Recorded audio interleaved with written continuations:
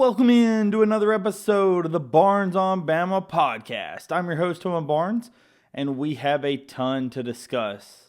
First off, I hope everyone had a fantastic Memorial Day weekend. I know I did. I spent it in Maryland. We had a friend's wedding to go to, which went super well. Then we had a relaxing day out on the boat, had some crabs. Spent some time in D.C., going to some of the Smithsonian's. It was really just an action-packed weekend. Had a ton of fun. So that's why there's a little bit of a delay in this episode coming out. But we do have a ton to discuss. We'll get right into that right up here in just 1 second. As always, if you enjoy this content, please subscribe to the channel. I do appreciate it. We are on the road to 500 subscribers. Thank you so much for all the new people that have joined since, I've joined onto the Believe Podcast Network. Please subscribe over to Apple and Spotify as well if you do listen to your podcasts in the audio form as well. Thank you so much for everyone, and let's get right into the content. So, first things first, today it was announced that Ryan Williams and Jeremiah Smith would be headlining and would be on the cover of College Football 26. Obviously, College Football 26 comes back 1 year following College Football 25 after a long-awaited hiatus prior to College Football 14 being the most recent one. After the NIL contract dispute that finally was resolved, Ryan Williams just was absolutely incredible to see him being able to get on this. Obviously, they're highlighting the freshmen that have been on the platform and are showing, this is what the future of college football looks like. I know it was a big deal last year that Ryan Williams also got an Elite Ultimate card, Ultimate Team card. It was like a 92 overall. I actually did fortunately pull it. So that's something that I think that they're trying to do to just help grow the game. Obviously, if you can get some of the more engaged, some of the more high-profile players that have some of the bigger social media presences and some of the bigger superstars of the game as your cover athletes, that's what you're going for. This is going away from the model of having the Heisman winner on the cover, but I think a lot of that has to do with the Heisman winner being in the NFL now, and so sometimes that does cause some issues when you're talking about the way that their licensing agreement works with college players versus NFL players. And since Travis Hunter is not in the game, then he can't be on the cover, right? So there's a few weird licensing agreement things that happen. So I think that's why you're seeing a diversion from the previous having the Heisman winner on the cover of the next year's game. This is the third Alabama player that's been on the cover. Obviously, most recently, Mark Ingram in 2011, and then Sean Alexander way back when. He was on the NCAA 2001 game. And then, when we were going to keep on the Ryan Williams news, this isn't exactly related to the game, but he was interviewed by Pete Nakos, and he was asked about the college football playoff. And, I think it was partially because of the media surrounding the game and such. But Nakos was asking him specifically about the playoff. And Ryan mentioned, and this was something that kind of blew my mind. I didn't even think of it this way. He goes, in my entire life, Alabama has won 10 games. Then my first season here, that was the only time we haven't won 10 games since I've been alive. You can only imagine what losing to Michigan did to me.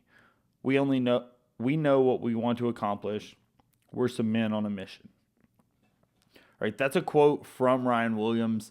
Again, something that you don't think about. Obviously, the 17 years old, the 18 years old, that's talked about a lot. But as an Alabama fan that's been alive through some Mike Shula years, and I know some older fans that follow along with the channel and follow along with the show, or have probably been along since many years before that, right? There have been some bad times of Alabama football, right? We all talk about the Bear Bryants and the Nick Sabans of the world, but it was not all rainbows and unicorns. We've had some really, really bad years, and so when you think that you have a player on the team from the state of Alabama, obviously been a huge Alabama fan most of his life, that has not seen a 10 or less than 10 win Alabama, it's just crazy to think of the time that we're in right now. Obviously, it also shows that the college football age is changing. This isn't Nick Saban's Alabama team. We've talked about that. Obviously, I do think that this team is capable of getting back to, championship level, but I don't think that any team in the NIL transfer portal era will be able to do what Nick Saban did for the sustained success, right? For the 17-year career, I don't think that that's going to be sustainable. However, I do think that obviously we can have some elite programs, right? Especially some of these programs that have solid funding as well as good coaching. But I don't think that the sustained success for the amount of time that Nick Saban was able to be at the top is something that you're going to see. You even saw it in Nick Saban's era with guys like Dabo Swinney and others that, had some good hot spots, but then just couldn't sustain the success nearly as long as Saban was able to. So that was kind of the leading story. I know last episode we also talked about the baseball and softball teams. We're going to switch over to that now. We will first move to softball, start with the bad news. The softball team unfortunately lost back-to-back games in the Norman Regional against Oklahoma. They fell 3-0 and then 13-2 in back-to-back games. As I mentioned, Oklahoma advances to the Women's College World Series en route to potentially their fifth straight national title. So, obviously would have loved to have seen the girls be able to put up either a better fight or obviously make it to the Women's College World Series, but unfortunately that was not the case. Baseball, however, we were talking about how baseball needed to potentially see if they could win to make to make a regional host. And unfortunately, even with the RPI finishing as 13th and a lot of people having Alabama as a host, Alabama does not get the host. If I'm not mistaken, that would have made 9 SEC teams hosting, so half of the hosts would have been from the SEC. You have to think that is a huge reason why Alabama did not get the host. So unfortunately, they are not hosting. They were headed to Southern Miss in Hattiesburg. I think Southern Miss was the lowest ranked team that did get a host. I think that it really was down to Alabama and Southern Miss for that host position. So Alabama gets the top 2 seed to go up against them. Alabama will be also facing Miami and Columbia. So first round matchup is against Miami this weekend. Just some quick notes. I know I have not covered the baseball team a ton this year, but I know I have a ton of fans that follow that team very, very closely. So I apologize if I leave out any super important information. But I have a little bit of a preview that I found over on Twitter. The guy who wrote it in depth is Fourth and Saturday, Garrett Ambrust. But I'm just going to read a little bit of it, let everybody know, what you kind of need to know, highlights of some of these teams that Alabama will be facing. So Southern Miss, 44-14 with an RPI of 19. They finished second in the Sun Belt, 24-6. They had an 18-game winning streak. They were 7-5 in Quad 1, a 67 strength of schedule. They do have a couple of really good players. Jake Cook has a 305 average.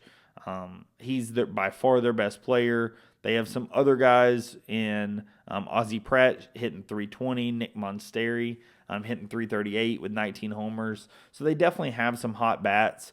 This is a team that definitely has that ability to be really good. The pitching, they have a guy in J.B. Middleton that is 10-1 with a 2 ERA and 114 strikeouts. So one of the better pitchers in the nation. The rest of their pitching staff has mid to high threes from an ERA perspective. So, right, they do have one solid ace, but some other guys that definitely can put out some innings if they get into some longer games or have to go deeper into their rotation. Alabama this season has been incredible. We've been really solid. We have some really good series wins, including over Georgia. We defeated Troy twice, Coastal Carolina. We have beaten Southern Miss even head-to-head. 15-12 Quad 1 record with a 20th strength of schedule. I mentioned previously they had the 13th best RPI, going 41-16. So a 40-win SEC team loses out to the 44-win Sunbelt team. Even though Alabama had the head-to-head, that's where a lot of Alabama fans are kind of pointing to, why is this the case? But again, I'm just reporting what happened, not specifically saying why. LeBron is just a beast.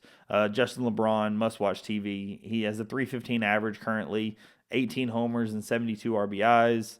Cade Snell, 366, 10 homers, 52 RBIs. We have some very, very hot bats this season. Our ace, our main guys, is Riley Quick. 8-2 with a 3.5 ERA and 64 Ks. We have some other guys that, again, are really good. And then Carson Osmer is one of the best saves guy in the country. He has been for quite some time now. So, again, Alabama has the pitching staff is the spot where we've been lacking a bit this year, especially when we get into our bullpen. Some of the pitching staff decisions from, the fans that I've spoken to, that is where they've been the biggest concern so far this season. But obviously we have won some very big games, going over 500 in conference, as well as beating the team that's even hosting this regional. Miami, 31-24 with an RPI of 40 and an 11 strength of schedules. They have played an incredibly tough schedule. They are 8-10 in quad one, which isn't terrible, but they're decent. They did play really, really bad in ACC play at times and had a really bad ACC tournament showing. They have a really incredible player in Daniel Cuvette that's 378 average, 16 homers, and 76 RBIs. The pitching has been a huge issue with them. One of their best pitchers has a 5-7 record this season and over a 4.5 or almost a 4.5 ERA. So that is the spot where they've had some serious issues. But if their bats are on, it can keep them in the game.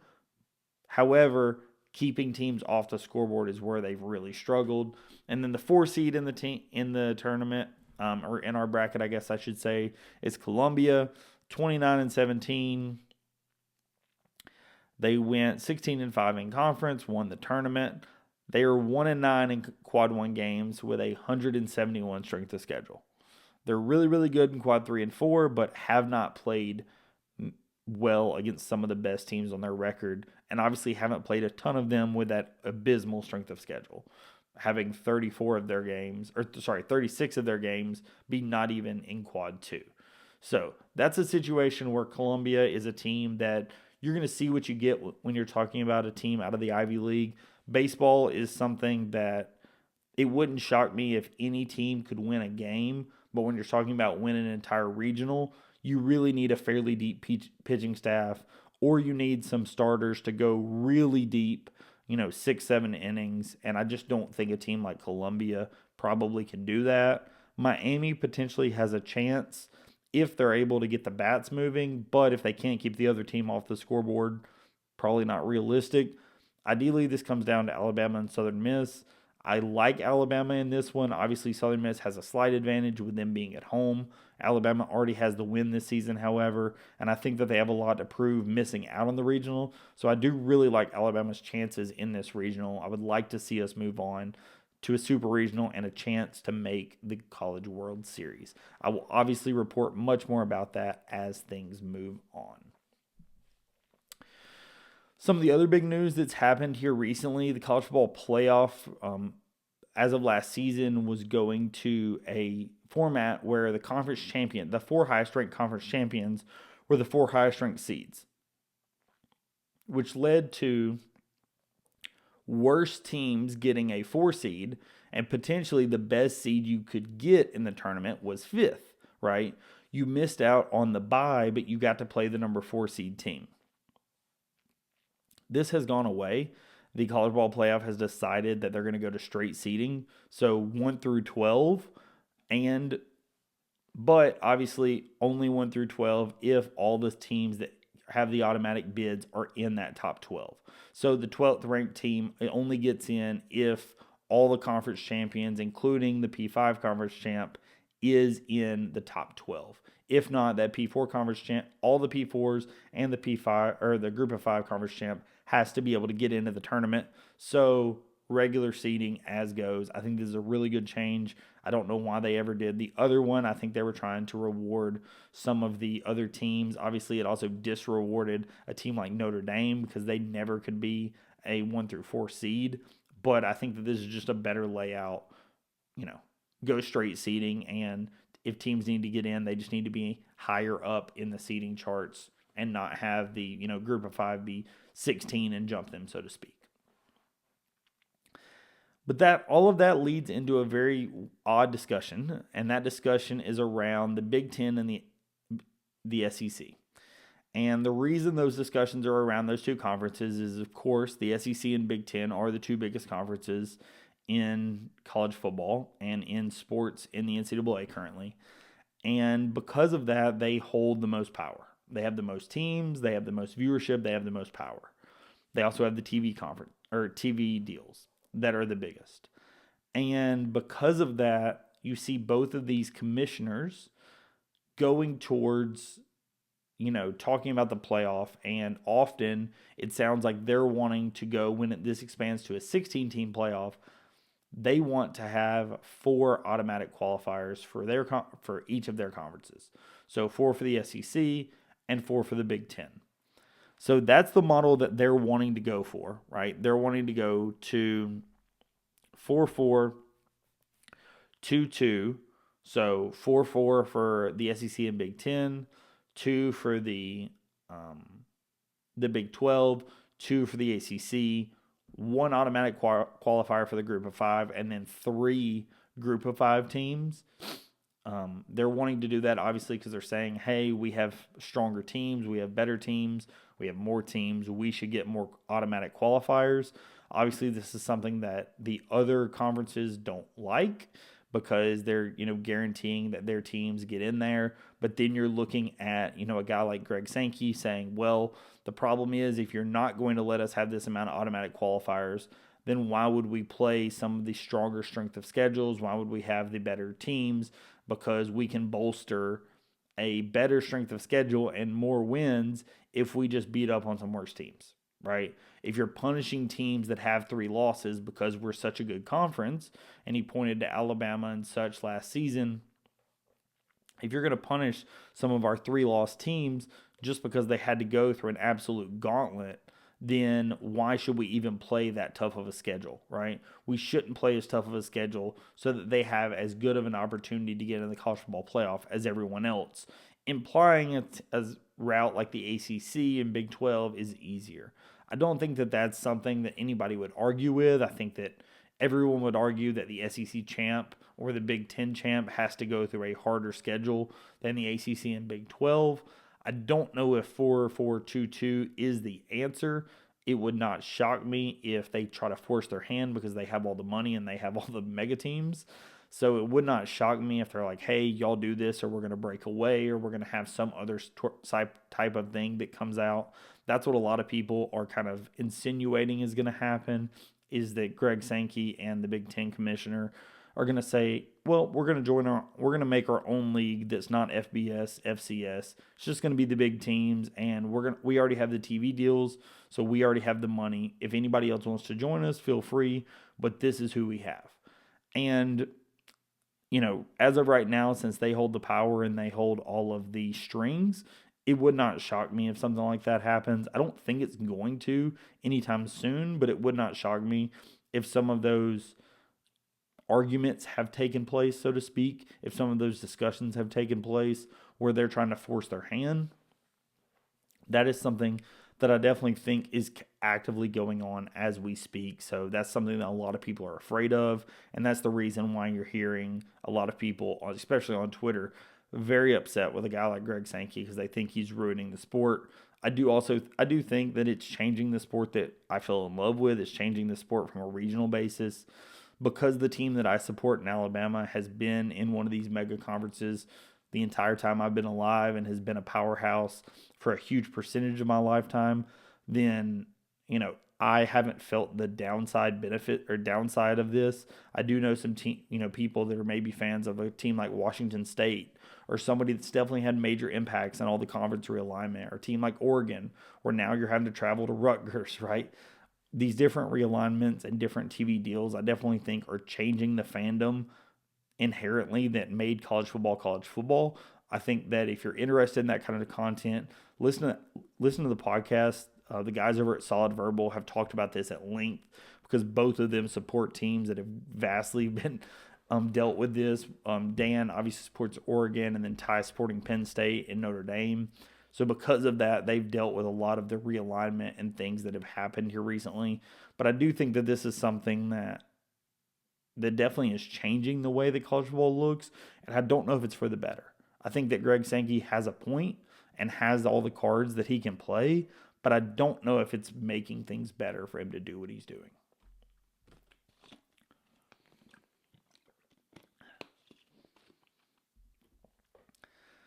So next we have to move to basketball, and this is where we'll end the show, but I do have two things that we want to talk about. We've talked a little bit about them so far, but I have some updates that I feel like everyone needs to be made aware of.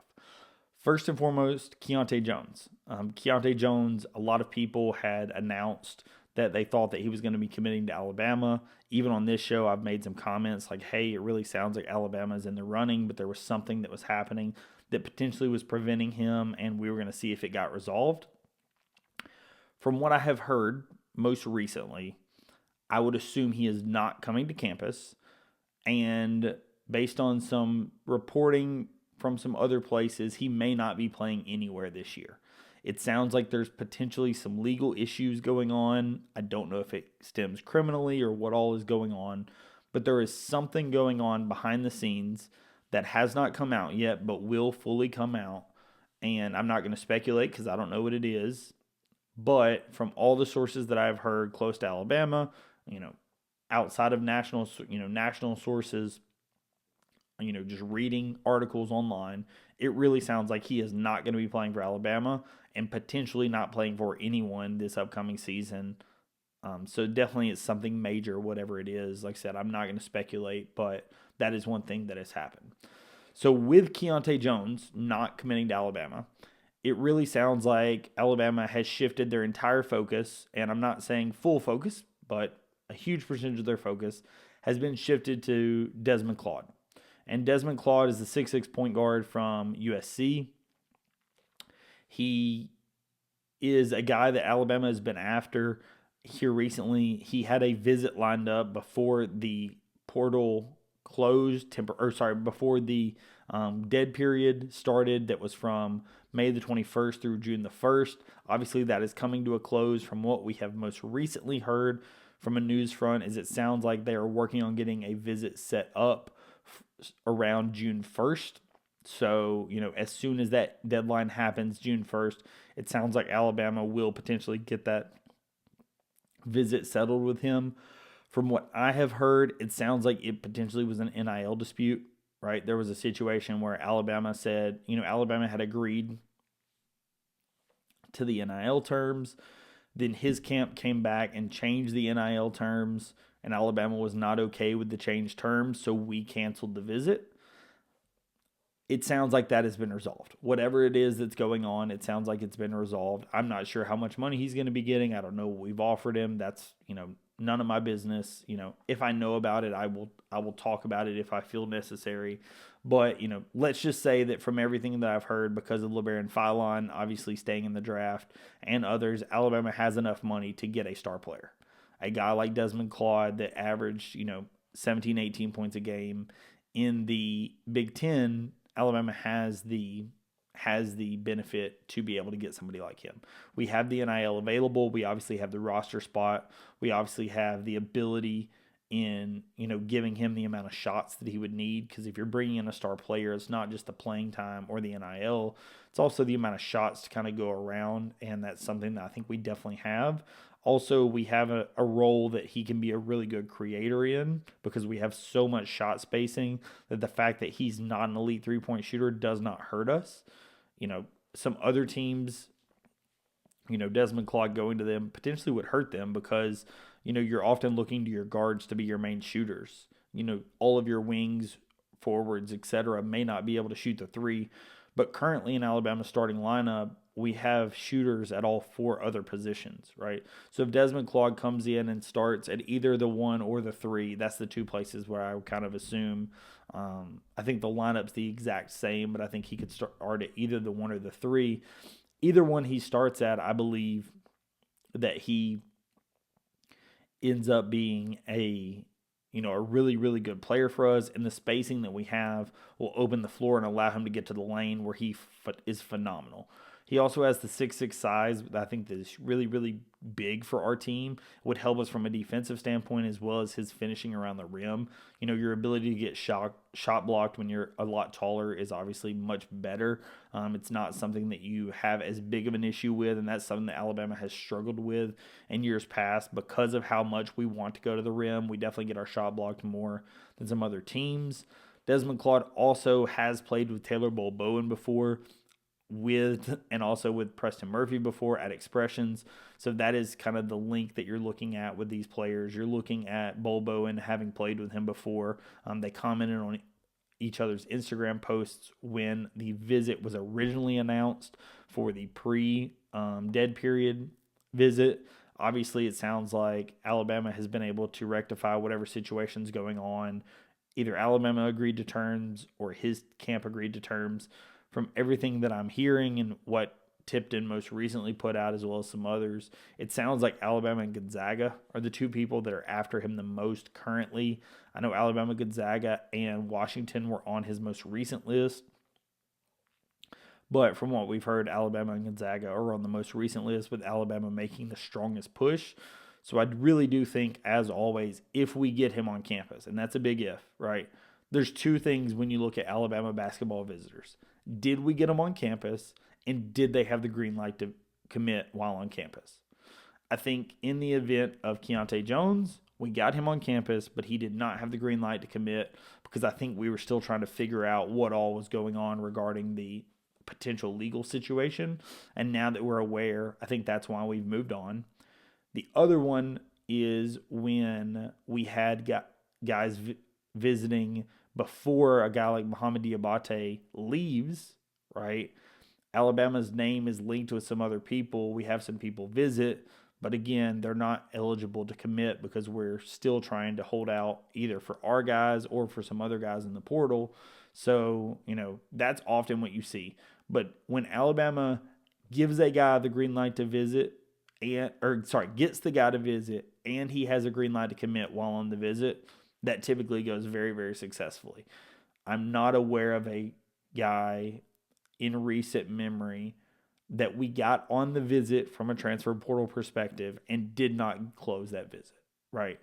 That he had the green light to commit, right? There have been a couple, obviously, that did not commit, but from what I've been told, those people did not have the green light to commit on the visit. They were on the visit to be an option for us and for us to have some discussions. But whether it was fit, whether it was price, whether it was whatever, we did not give them the green light to commit while on that visit. And that's why you did not see a commitment on that visit. So that's what I've heard. That's what I'm hearing. I will obviously update you guys as anything additional comes up. I do think, obviously, with the Claude stuff, it may move very quickly. With the period closing on the 1st, Alabama will probably try to get him on campus as quickly as humanly possible. So if they can, then obviously Alabama will get him on campus and then be able to kind of get summer workouts rolling. Obviously the longer this rolls into summer, the longer he potentially isn't going to be able to be in summer workouts, isn't going to be able to roll into the system, etc.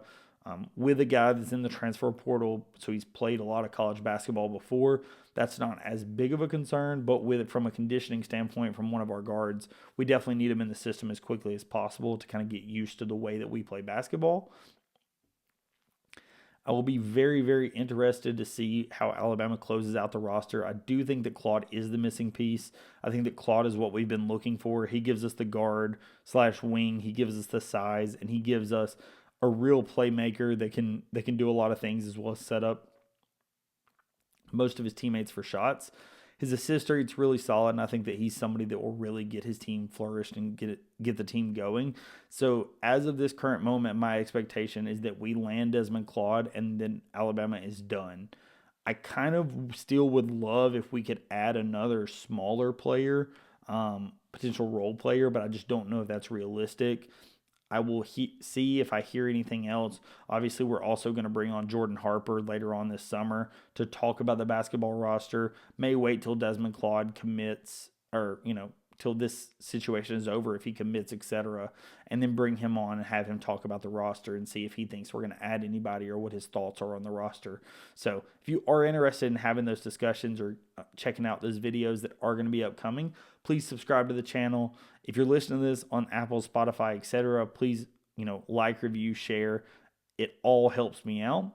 Thank you so much, everyone, for watching, and I will catch you in the next episode. Peace.